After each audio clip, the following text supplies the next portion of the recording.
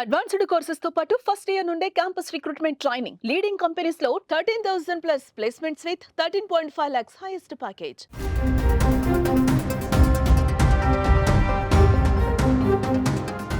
జైలులో ఉన్న ఖైదీల స్ట్రెస్ని అర్థం చేసుకున్న ఇటలీ ప్రభుత్వం దాన్ని తగ్గించేందుకు కీలక నిర్ణయం తీసుకుంది. ములాఖాత్ టైంలో తమ భార్యలతో ఏకాంతంగా గడిపే వీలు కల్పించింది.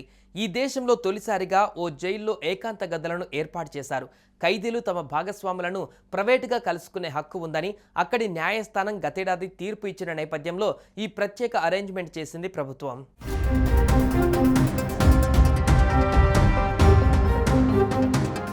ఖైదీలతో జైళ్లన్నీ రద్దీగా మారాయని, వాళ్ళ మెంటల్ కండిషన్ ఏమాత్రం బాగుపడడం లేదని, కుటుంబాలతో వాళ్ళ బంధాలు బలంగా ఉండవలసిన అవసరం ఉందని, అందుకే భాగస్వాములతో శారీరకంగా కలిసేందుకు అనుమతి ఇవ్వండి, అది వాళ్లకు ఉన్న హక్కు కూడా అంటూ ఇటలీ సుప్రీంకోర్టు తాజాగా తీర్పు ఇచ్చింది.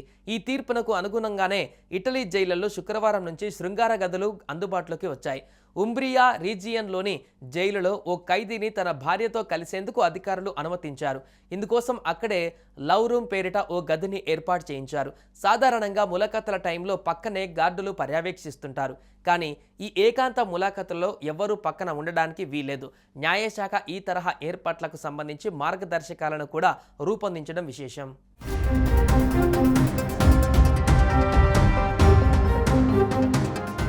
నార్త్ ఇటలీలోని అస్టీ కారాగారంలో ఉన్న ఓ ఖైదీ తాను మానసికంగా ఎంతో కుంగిపోయి ఉన్నానని, తనను తన భార్యతో శారీరకంగా కలిసేందుకు అనుమతించాలని ట్యూరిన్ కోర్టులో పిటిషన్ వేశాడు. అయితే అది తిరస్కరణకు గురైంది. దీంతో అతను సుప్రీం కోర్టుని ఆశ్రయించాడు. అక్కడ అతనికి అనుకూలంగా తీర్పు వచ్చింది. ఖైదీలకు కూడా హక్కులు ఉంటాయని, వాటిని అడ్డుకోవాలని చూడవద్దని జైళ్ల శాఖను కోర్టు ఆదేశించింది. ఈ క్రమంలోనే శృంగారానికి అనుమతించాలని స్పష్టం చేసింది. ఈ తీర్పుతో ప్రిజనర్స్ రైట్స్ గ్రూప్ సంబరాలు చేసుకుంటుంది. ఇప్పటికే ఇలాంటి ఏర్పాట్లు ఫ్రాన్స్, జర్మనీ, స్పెయిన్ లాంటి యూరప్ దేశాలలో ఉన్నాయి.